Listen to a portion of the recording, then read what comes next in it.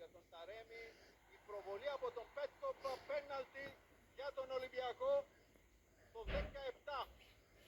Ο Ευαγγέλου έδειξε την λευκή βούλα μετά την παρέμβαση του Βούλγαρου αμυντικού της Κηφισιάς πάνω στον Ιρανό σε μια φάση που θα ξαναδούμε. Έχει κερδίσει την μπάλα ο Ταρέμι, στη συνέχεια ανατρέπεται από τον Πέτκοπ, έδειξε την λευκή βούλα ο Άγγελος Ευαγγέλου. Εκτελεί ο Ιρανός, η μπάλα στα δίχτυα. 1-0 Ολυμπιακός με σκόρερ τον Μεκτή Ταρέμι.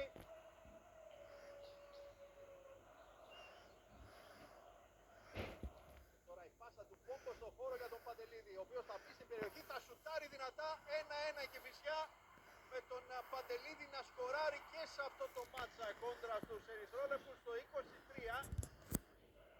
Δείτε ξανά, πάσα στο χώρο από τον Πόμπο, ο Παντελίδης θα σουτάρει, θα εκτελέσει τον Τζολάκη και θα κάνει το 1-1. Κατοικίζει ο Τσικίνιο και ο Γιάρεμτσοκ θέλει να ξεφύγει από τον Ποκόρνη. Στην περιοχή ο Ουκρανός τέτα-τέτα με τον Ραμίρες, πρόλαβε και έδιωξε σε κόρνερ ο Ρούμπεν Πέρεθ. Πάλι ο Πόμπο πίεσε ο Στρεφέτσα και τώρα στην κόντρα ο Βραζιλιάνος με τους παίκτες της Κηφισιάς που τρέχουν να καλύψουν στην περιοχή. Ο Στρεφέτσα θα κάνει το shoot out. Πολύ μεγάλη ευκαιρία για τους ερυθρόλευκους στο 36 σε αυτήν την εξαφνική αντεπίθεση.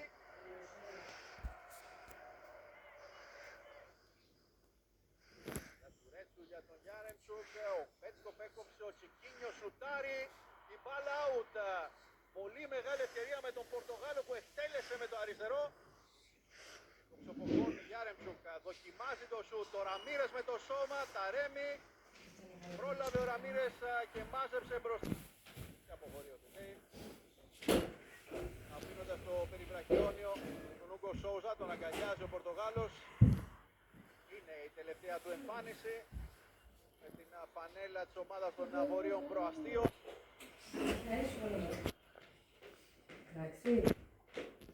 συγκινηθεί όπως βλέπετε, πολύ έντονα τα συναισθήματα για τον επιθετικό της Κηφισιάς. Τον αγκαλιάζει και ο Σεμπάστιαν Λέτο. Προσποίηση στον Ρούμπεν Πέρεθ. Η πάσα για τον Ασημέντο βγάζει στον Ταρέμι. Αυτός για τον Τσικίνιο που κλείστηκε. Επιμένει ο Πορτογάλος. Θα περάσει τον Γιάρεμτσουκ. Το σούτ στην αγκαλιά του Ραμίρες. Χειροκροτεί ο Μεντιλίμπαρ. Νασιμέντο. Κάθεται για τον Ζέλσο Μάρτινς.